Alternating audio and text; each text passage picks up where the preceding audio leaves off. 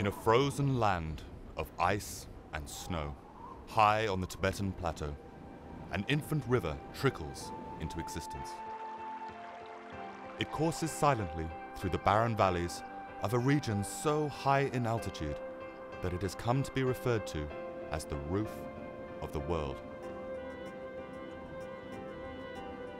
The trickle is joined by others, and still more, as gravity pulls the water relentlessly towards its destiny with the ocean, some 4,900 kilometers away. Over the course of thousands of millennia, this river system has shaped the landscapes that it drains, carving out some of the deepest gorges on Earth, and providing the gift of life through water and silt to regions far and wide.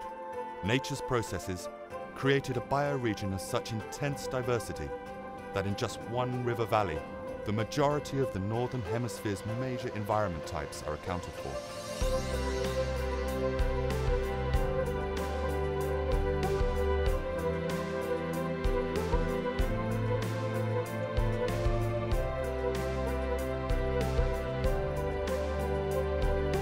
The range of life they support is almost unrivaled amongst the world's great rivers.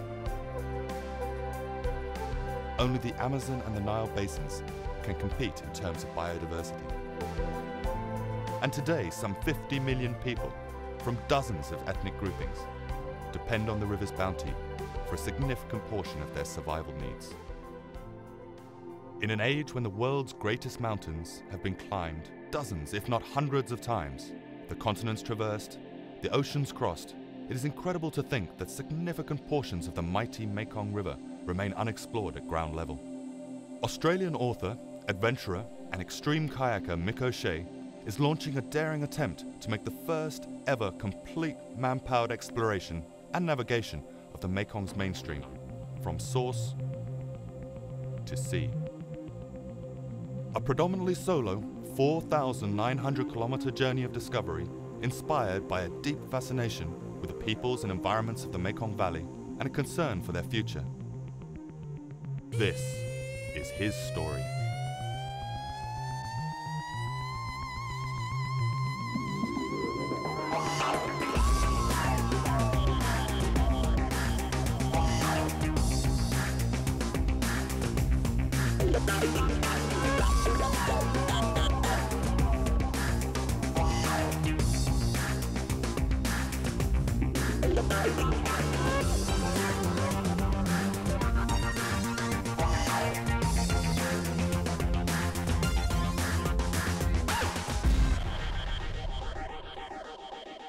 For more than 8 years, it's been my privilege to explore the remote backcountry and waterways of Asia, including more than 20 exploratory whitewater descents on rivers spanning from Tibet to Borneo.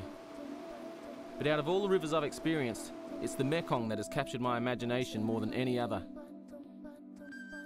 So much of the world's natural and cultural diversity has been crammed into this one river valley that it almost defies explanation. My explorations through the Mekong Basin also helped me learn that the ecology of this incredible river system is on the brink of possibly the most dramatic period of change in its 50 million year evolutionary history. Before the social and environmental impacts we are being warned about take full effect, I intend to lead the first expedition in history to explore and navigate the Mother of Waters from her source in Tibet to the South China Sea, in an attempt to bear witness to the phenomena that is the Mekong, and to gain a deeper understanding of the implications current events will have on the lives of the Mekong's subsistence peoples. As I paddled the first 300 kilometers of its length, the waterway known locally as the Zaku developed from a stream into a lively river. Not a big fan of paddling in the snow, but the upside is that at least the river's not going to rise too much while it's snowing. It's when the rains come from the monsoon that things are going to change really quick around here, so although it's a bit miserable, I don't mind the snow too much. I faced constant splashes of near-freezing water mixed with brisk winds that often left me struggling just to fight off hypothermia. Fortunately, the locals came to my rescue and helped me realise the true worth of yak doo-doo. You're a good man, thank you. Troubles obtaining filming access into the calm portions of the Tibetan Autonomous Region left me languishing in a small Tibetan town for more than 3 weeks. As I watched from my bedroom window, warm winds arrived from the annual monsoon, and they rapidly melted the snow and ice into the Mekong's tributaries. In turn, the snow melt carried vast amounts of dirt, rocks and sediment into the main stream. Within a matter of days, the river changed colour and began rising. Approximately 600 kilometres downstream from the source, the Mekong water volume reaches a critical mass, and it starts cutting through the crust of the Tibetan plateau like a serrated knife. The force of the Mekong has carved out some of the deepest gorges on Earth within the Tibetan regions of China, with depths that at times exceed 3 kilometres and a steep gradient drop that provides some of the most chaotic whitewater I have ever paddled.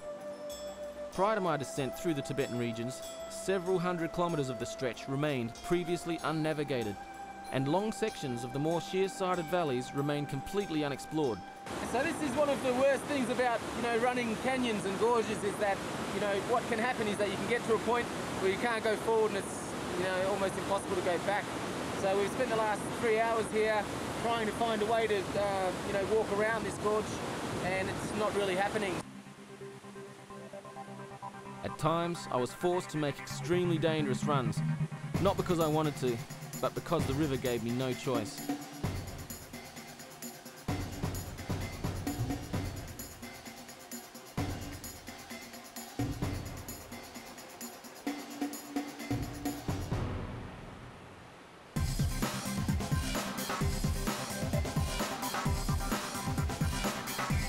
On 2 occasions I was swept for kilometres down violent canyons with nowhere to stop.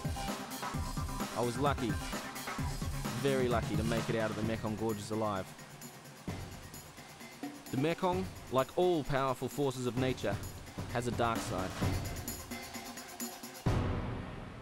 While cruising through the regions of central Yunnan, it was a pleasure to notice the people interacting a little with the river for the first time in months. Yet no sooner had I started to warm to the idea of spending time with the people of China's river cultures, and the river suddenly stopped dead. It was the first dam construction site of the journey, the Siawan, the soon-to-be tallest mega dam structure on Earth. A short distance downstream of Siawan, I encountered the Da Shaoshan, one of 2 completed dams of the Cascade and one of the smallest. As I looked up at the massive scale of the Da Shaoshan and the enormous body of water it suspended above the valley, I couldn't help but reflect on the research from several geographers who are attempting to point out the immense risks that are being taken by China's megadam builders.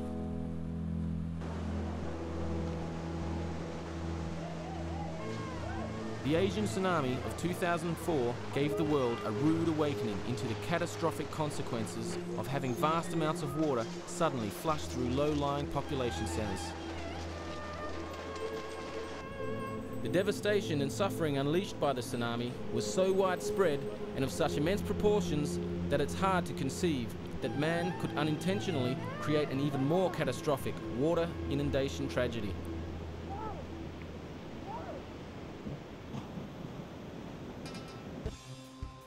In Western China, where the Mekong Cascade is being constructed, there have been over 100 major earthquakes measuring more than 7 on the Richter scale in the last century alone, making it one of the most seismically volatile regions on Earth. In addition to the seismic instability, China currently has the most prolific dam failure record of any nation on Earth. Official government figures indicate that there have been over 3,200 dam failures within the People's Republic of China. This amounts to approximately 4% of the classified dams in the country. In 1975, a calamitous series of dam and dike bursts in Henan province claimed approximately 230,000 lives and devastated the lives of millions. China's dam builders remain absolutely convinced that their latest megastructures, which have not yet been tested in the field, will be completely invulnerable to the infinitely superior forces of nature. This faith is so absolute that until now, detailed studies of the potential consequences have not been undertaken, and the people downstream of the dams have not been warned of the potentially dangerous decisions that are being made over their lives. Immediately downstream from where the southernmost mega dam will stand, I crossed out of China and into the region referred to as the Lower Mekong Basin. From the time of my arrival, it became clear that I had entered a region dominated by river peoples, whose cultures, traditions and livelihoods have evolved around the natural cycles of the river and the bounty that it has delivered for millennia. I interviewed dozens of subsistence people who depend on the Mekong as I proceeded, and found that most had absolutely no idea about the mega dams that were under construction a short distance upriver, and that their way of life as fishermen and riverbank farmers are directly under threat from the dams. As the weeks went by, I experienced the wonder of attending intimate, age-old rituals, ceremonies and festivals through which the river peoples celebrate the timeless vitality of the waterway. After passing between Thailand and Laos for 4 weeks, I encountered the world's largest volume cascade on the frontier with Cambodia, the Kon Falls.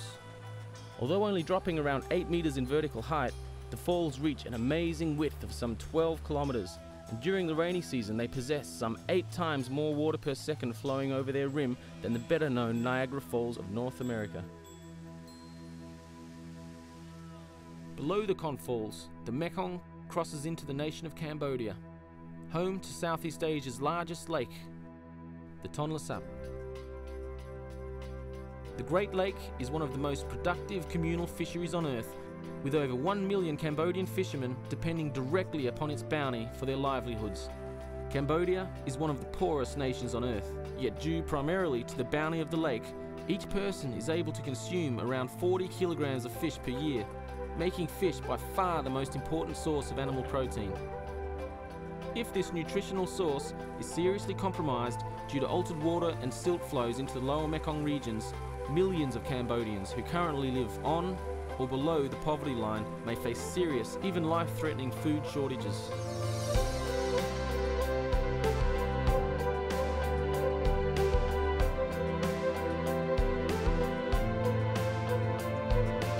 I spent months paddling into the lives of the Mekong subsistence peoples to gain just a glimpse into the critical role played by the Mother of Waters.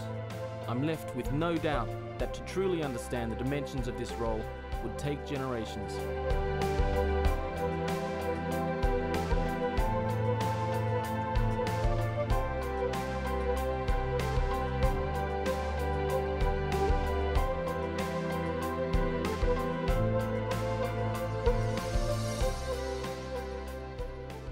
How does one place a price on traditional ways of life that outsiders will probably never fully understand? On impoverished children sleeping with full stomachs? At what point does the profit-motivated abduction and destruction of vulnerable people's survival resources become a human rights issue worthy of global concern and action?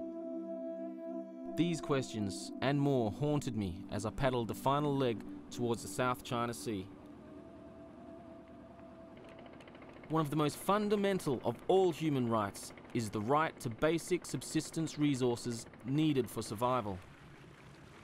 The fact that millions of lower Mekong subsistence peoples from 5 nations are not being compensated in any way for the profit-motivated destruction of their survival resources makes the cascade one of the most widespread international human rights violations of our time.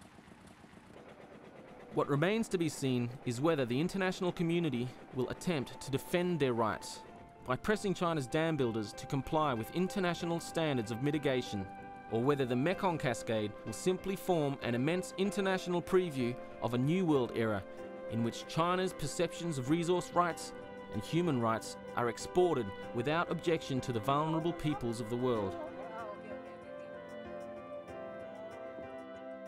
142 days after driving into the regions of Tibet with the goal of challenging the Mekong, Mother of Waters, I experienced the thrill of achieving a hard-won dream and became the first person in history to see her full length from source